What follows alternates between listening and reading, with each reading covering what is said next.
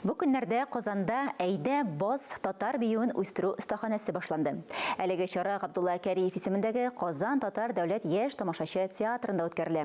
Бу проект турында тулырак аның җитәкчесе Сәйдә Миңнебаева таныштыра. Сүзне актуаль әңгәмә сәхифәсен алып баручысы Ания Гыйбадуллинага бирәм. Исәнсез, хөрмәтле телевизор караучылар. Әйдә бас дигән сүзләр татар җанлы һәр кеше күңеленә якын. Милләтебез элек-электән бию сәнгатен үз иткән, биючеләрнең һәр хәрәкәтендә халкыбызның холкы да, гырыф-гадәтләрдә көнкүрештә чагылыш таба. Бу көннәрдә Казанда әйдә бас дигән бию остаханәсе эшли. Аның барышы турында сөйләшү өчен без бүген проектның җитәкчесен Сәйдә Миңнебаеваны чакырдык. Исәнмесез, Сәйдә? Исәнмесез. Бу проект бит әле яңа. Ул ничек барлыкка килде, тарихын сөйләп үтик әле.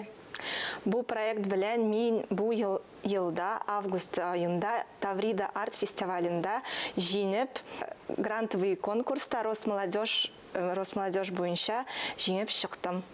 1 ноябрьдә без башладык, беренче мастер-классларыбыз узды, остаханәләр узды. Ачылыш конференция белән без башладык. Төрле спикерлар килделәр, экспертлар килделәр һәм катнашучылар. Бу остаханәдә ничә кеше катнаша, остазларыгыз нинди? Без 65 заявка кабул иттек. Ләкин 25 кенә кеше, педагоглар һәм хореографлар безнең мастер-классларыбызга, проектка чакырдылар. Әйдәбас остаханә ул педагоглар һәм хореографлар өчен безнең катнашучыларга этнографик татар биюнең остаханәләр һәм лекциялар уздырабыз.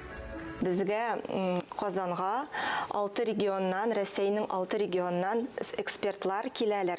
Үзенең татар биюен күрсәтеп, алар белән атна буе бийләр.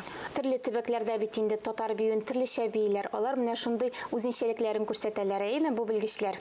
Әйе, әлбәттә. Безнең шундый теләгебез педагоглар һәм хореографларга күрсәтеп, нинди татар бию төрлечә була, нинди ул бай, нинди ул көчле. Нинди мөмкинлекләр бирәсез сез үзегезнең катнашучыларыгызга? Бәлкем берәр нинди соңыннан концерт оештырырга уйлыйсыздыр? Әйе, май айында, 23 елның май айында без әзерләнәбез отчетный показ концерт Әйдәбас проектының Алла бирса булыр. Бию сәнгате ул сандыкка салып саклый торган әйбер түгел. Аны камилләштерергә кирәк, аны өйрәнергә кирәк, аны үстерергә, популярлаштырырга кирәк. Сезнең проектыгыз бу эштә ярдәм итер дип уйлыйм. Без дә шулай уйлыйбыз, без дә шулай өметләнәбез. Рәхмәт, проект уңышлы һәм озын гомерле булыр дип өметләнәбез. Амин, рәхмәт. Хөрмәтле телевизор караучылар, безнең студиядә әйдә бас проекты җитәкчесе Сәйдә Миңнебаева булды.